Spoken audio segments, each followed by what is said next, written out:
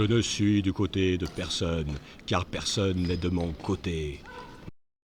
Paul H. Navasty, écrivain, enseignant. Alors ce contexte, vous le connaissez tous, et c'est le premier jour de confinement. J'ai pu enfin m'asseoir et écrire quelque chose qui n'allait jamais s'arrêter en fait, puisque ça a duré 3 ans à peu près. Mais ça a été un flot continu en fait, d'une inspiration qui était relativement évidente. Il y a beaucoup de Français qui se sont mis à table, certains pour parler de leur grand-mère, l'autre pour parler d'eux-mêmes. Et moi, j'ai eu un flash. C'est-à-dire que premier jour assis à écrire, la vision ça a été celle de Donald Trump, réélu, suite à son premier mandat, réélu, et qui se prend une balle dans la tête. Et donc c'est quelque chose qui m'interroge, c'est-à-dire que ce qui m'interroge, c'est en fait l'origine de tout ça. Donc moi j'ai juste la volonté de m'asseoir et d'écrire. Je laisse aller le truc, un peu comme en écriture automatique, même carrément écriture automatique. Et le premier truc qui vient, bizarrement, parce que je ne suis pas américain, j'aime la politique, mais la première image c'est ça, c'est Donald Trump qui se prend une balle dans la tête.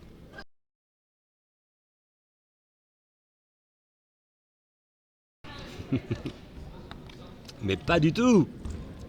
Non, d'ailleurs, si je revois Orwell un jour, quelque part dans l'au-delà, c'est possible, hein, parce que j'y crois, ce livre le montre. Si un jour je retrouve Orwell, je lui tire les oreilles, parce que, non, le jeu de la sorcière, c'est l'inverse d'une dystopie, c'est-à-dire que j'estime que la dystopie, c'est ici, maintenant, hein, parce qu'on vit des choses quand même qui sont compliquées. Je suis moi-même issu d'un peuple génocidé, donc la dystopie, elle est celle de tous les jours. La période sanitaire, la période de guerre à laquelle on nous prépare sont des dystopies. Et ce roman nous sort de la dystopie. C'est pas non plus une utopie, parce que je ne souhaite pas que Donald Trump se prenne une balle dans la tête, hein, qu'on soit clair. Hein, c'est pas comme ça que ça se passe. Je ne suis pas de ceux qui ont ri lorsque des balles l'ont frôlé il y a quelques semaines, quelques mois. Ça m'a pas fait rire du tout, en fait. Voilà. Par contre, mes personnages, oui. Il y a une scène où mes personnages se réjouissent, voilà, du sort de Donald Trump, qui s'appelle dans le roman Ronald Klump, qui n'est pas tout à fait le même que celui de la réalité, on est un peu en décalé. Et il y a deux sœurs, une scène où les deux sœurs s'embrassent, se congratulent du sort, je ne dis pas lequel, hein, réservé à ce Ronald Klump, cette jouissance, ce plaisir que ce mâle soit ainsi destitué de son trône. La scène, c'est une chute apocalyptique et sans fin. Voilà. Non, moi, ça ne me réjouit pas du tout. J'ai des collègues d'ailleurs qui s'en sont réjouis. Je trouve ça curieux. La jouissance de voir quelqu'un tomber, s'effondrer, voire mourir, moi, m'interroge. Hein. Je me dis, moi, j'en suis pas là. Mais comme je comprends, je ne suis ni d'un côté ni de l'autre. Hein. Je suis ce qu'on appelle dans Le Seigneur des Anneaux un ent. Je ne suis du côté de personne, car personne n'est de mon côté. Mais c'est vrai, tu vois, c'est pas parce que je vais critiquer les uns que je serai du côté des autres, c'est quelque chose. Et là, je dis franchement, faites attention, quel que soit votre âge, que vous soyez jeune ou moins jeune, faites très attention à ces combats dans lesquels on voudrait vous mener. C'est-à-dire, nous sommes la civilisation, ce sont les barbares, nous sommes les gentils, ce sont les méchants. Ça, c'est orwellien. Alors, comment est-ce qu'on fait pour s'en sortir? C'est de prendre de la distance avec les narratifs qui nous tombent sur la tête depuis maintenant pas mal de temps. Et pour moi, la solution, ça a été de créer mon propre narratif. C'est pour ça, des fois, je dis, mon narratif vaut bien le leur, parce que je ne dois rien à ces gens-là. Qu'ils fassent leur narratif parce que c'est un gouvernement, un cabinet de conseil, une industrie de l'armement. Ok, mais je ne suis pas tenu d'y croire. Ce que dit ce livre aussi, dit il n'y a pas de gentil, il n'y a pas de méchant, il n'y a pas de victime, il n'y a pas de bourreau, il n'y a pas de héros. C'est quelque chose qui est assez important. C'est compliqué à comprendre, parce qu'il y a toujours malgré tout des agressions, ça c'est vrai, mais bien regarder la chronologie des faits. Et ce roman prend une distance. Et alors comment est-ce qu'on prend de la distance? On prend de la distance par le fantastique. Tu vois, cette sorcière qui a des super pouvoirs que je n'ai pas, elle permet de prendre une distance par rapport à des événements qu'on nous présente comme banals, c'est normal. Ben non, moi je vous dis, il n'est pas normal de cautionner des guerres comme celles auxquelles on nous prépare par exemple, hein, mais ce n'est pas le seul exemple. Alors, celui d'un spectateur face à un grand théâtre. Mais je ne suis pas le seul. Nous sommes des milliards à ne pas absorber ce narratif comme ça, hein. On n'est pas des buvards, on n'est pas non plus des castors. Petit coucou à nos amis castors. Non, mais c'est vraiment d'être extrêmement vigilant sur cette propagande. Alors, il faudrait dire c'est propagande parce qu'il y a plusieurs instances. Et donc, le rapport que j'ai à la politique, c'est celui d'un grand théâtre où je finis par me questionner d'ennemis qui se connaissent, vous voyez, où mon regard se tourne, d'ennemis qui se connaissent, parfois d'adversaires politiques, mais ça c'est plus courant, et qui, moi, m'interrogent sur le sens de ce théâtre, hein. Je pense notamment à des personnalités d'extrême gauche qui vont embrasser Ursula von der Leyen, comme ça, à pleine joue. Je dis, waouh, d'accord, on peut être poli, mais on n'est pas obligé d'aller embrasser l'empereur. La sorcière renverse ce rapport de force. La sorcière représente la force qu'on a en nous et qui est capable justement de dire à ces politiques, nous en tant que peuple en fait, hein, nous ne sommes pas prêts à cautionner tout ce qui se passe, à croire tout ce qu'on nous dit et à nous entretuer, parce que la réalité c'est ça. Hein. Que vous soyez d'un côté ou de l'autre, je le conçois. On a tous des attaches et il n'y a pas de problème. On peut être plutôt, tu vois, antifa ou au contraire nationaliste. On peut être pro-Palestine, pro-Israël. On peut être pro-russe, pro-ukrainien, peu importe. Je ne juge pas, d'accord ? Je dis juste, rappelez-vous, qui sont vos amis de cœur ? Tu comprends ? Et souvent, les amis de cœur, c'est des gens qui se retrouvent de l'autre côté de la ligne. C'était pareil pour le sanitaire, tu vois. On a vu des familles se déchirer. J'y fais extrêmement attention. Le bien le plus précieux du peuple, c'est l'unité. Et donc, ne cédez absolument pas à cette tentation de vouloir en découdre. Je sais ça parce que j'ai une bonne copine qui, l'autre jour, m'a dit « Ouais, t'as vu, il y avait une bourgeoise qui est sortie de sa bagnole et qui a crié « Ouais, vive Donald Trump », tu vois, et j'ai failli la tuer. » Et celle qui dit « J'ai failli la tuer », tu vois, c'est intéressant, tu vois, on sort de... Cette émotion, en fait, je dis, tu as le droit de dire j'ai envie de la tuer, il n'y a pas de problème, mais regardez bien ce que ça veut dire. Regardez bien les cibles qu'on nous présente tous les jours, de gens qu'il faut absolument abattre, ou il faut être hyper vigilant. La sorcière, c'est ça, c'est une distorsion de ces narratifs pour arriver à autre chose. Alors justement, de quel côté est la sorcière ? Est-ce que c'est une gentille sorcière ? Est-ce que c'est une méchante sorcière ? D'ailleurs, à certains moments, on l'appelle la sorcière de l'Ouest. Je vous laisse le soin de le découvrir.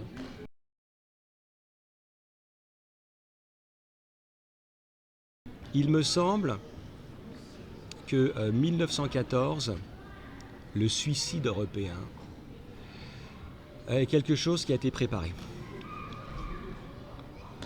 Donc c'est à ce moment-là effectivement que le premier génocide du XXe siècle intervient, que les premières ingénieries sociales se mettent en place pour exterminer des peuples. En l'occurrence là je parle des Arméniens qui étaient très présents au Moyen-Orient, qui ne le sont plus du tout en fait. Donc c'est un génocide réussi.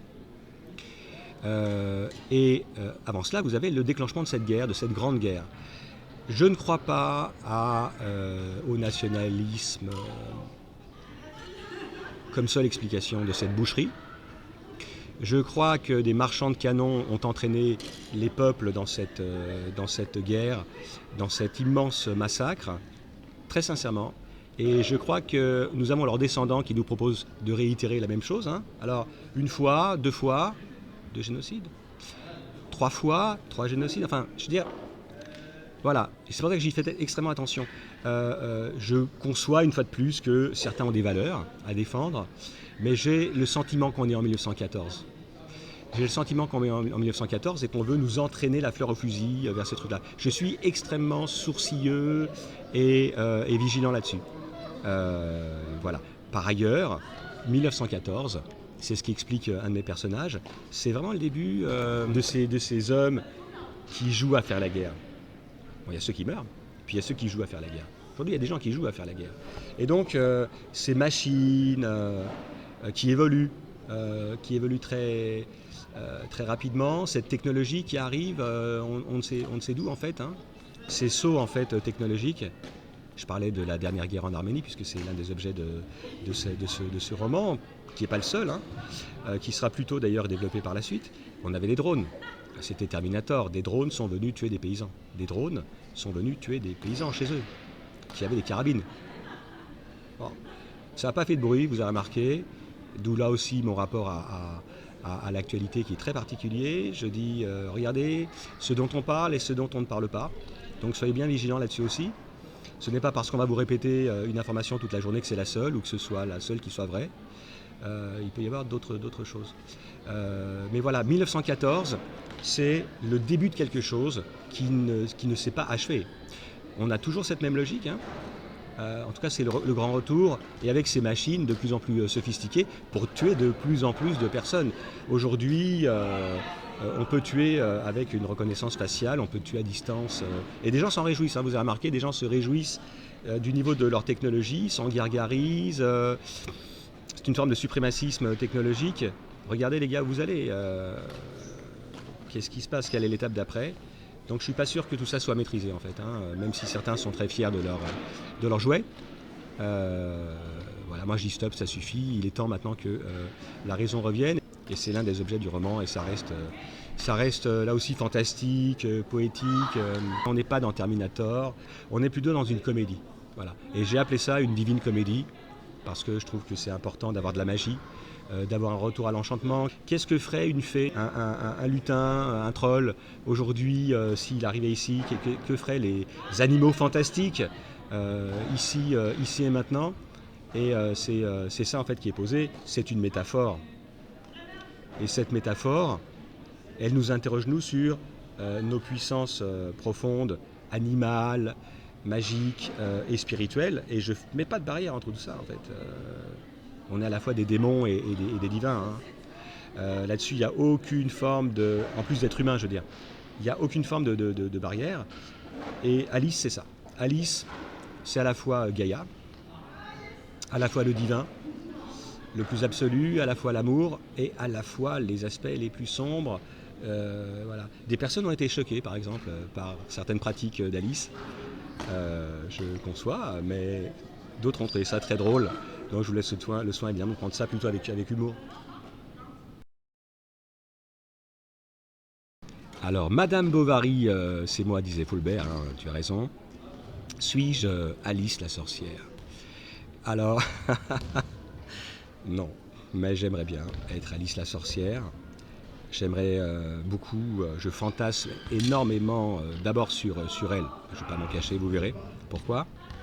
C'est une femme extrêmement mystérieuse et attirante, parfois barrée.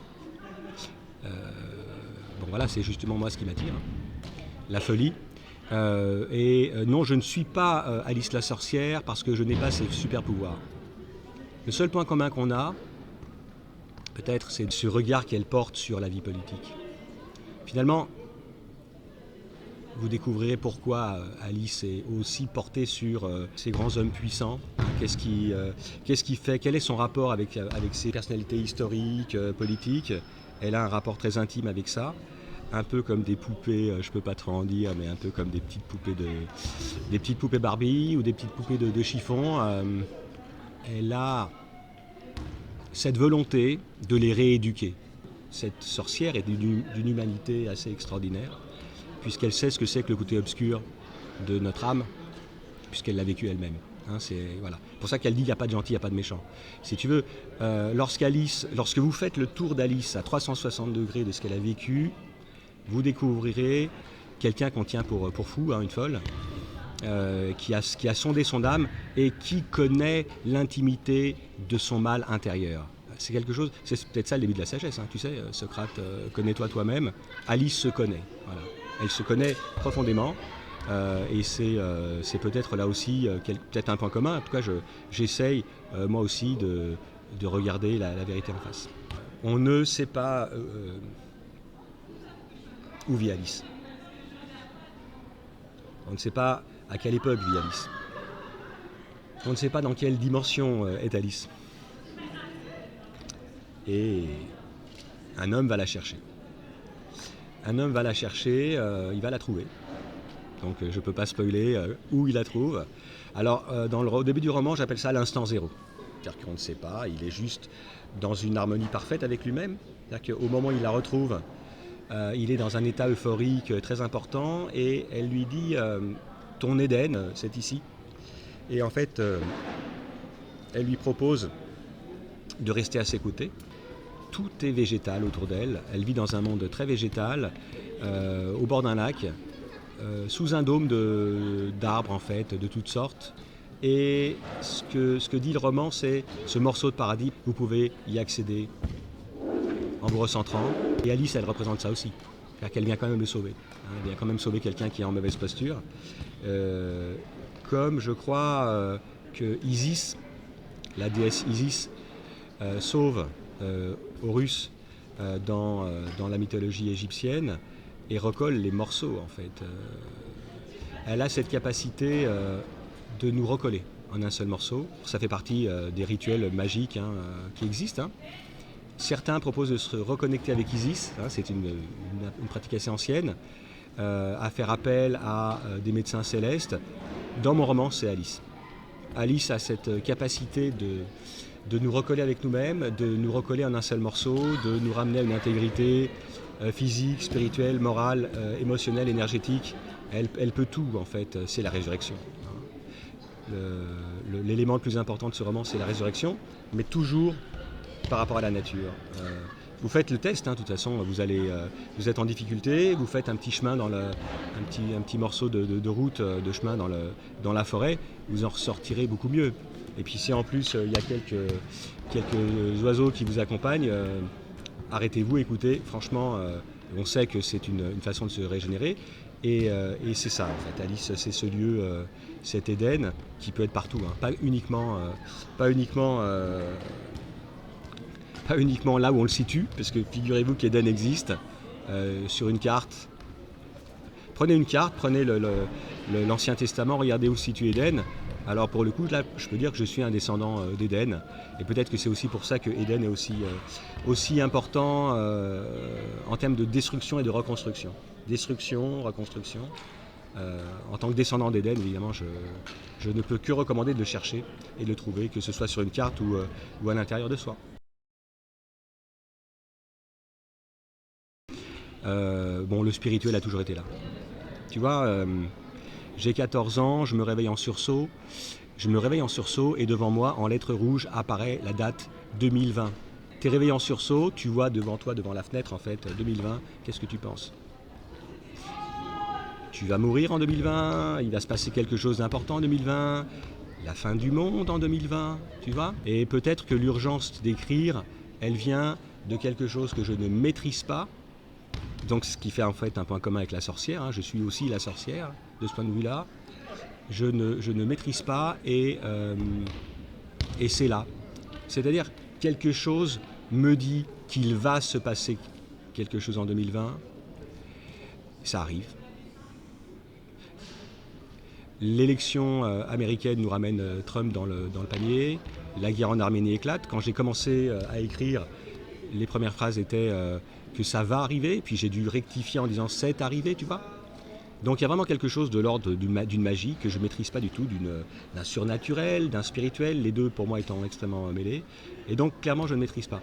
Je l'ai mis en scène, cet aspect spirituel et surnaturel, je l'ai mis en scène à travers des canalisateurs. C'est-à-dire qu'en fait, je suis parti du principe où ce n'est pas moi qui écris, parce que j'ai écrit 1000 pages sans m'arrêter. Et quand on écrit 1000 pages sans s'arrêter, alors il n'y a pas 1000 pages dans ce que vous allez lire, il y a un extrait en réalité qui concerne les Américains et la sorcière, mais quand on écrit 1000 pages sans s'arrêter, on se pose la question, qu'est-ce que c'est que ce truc ? D'où ça vient ? Est-ce que je suis seul à écrire ? Combien on est dans ma tête ? Donc ça peut paraître dément, je suis d'accord. Ça peut être de l'inspiration, formidable, mais je fais plusieurs hypothèses. Parmi ces hypothèses, effectivement, nous sommes plusieurs et certaines pages sont soufflées par des canaux, ce qu'on appelle le channeling en anglais, qui est une pratique qui se fait. En tout cas, je me pose vraiment la question de l'inspiration de cette histoire et je n'exclus aucune hypothèse. Si tu me demandes quel est mon rapport au spirituel, je réponds simplement, je n'exclus aucune hypothèse.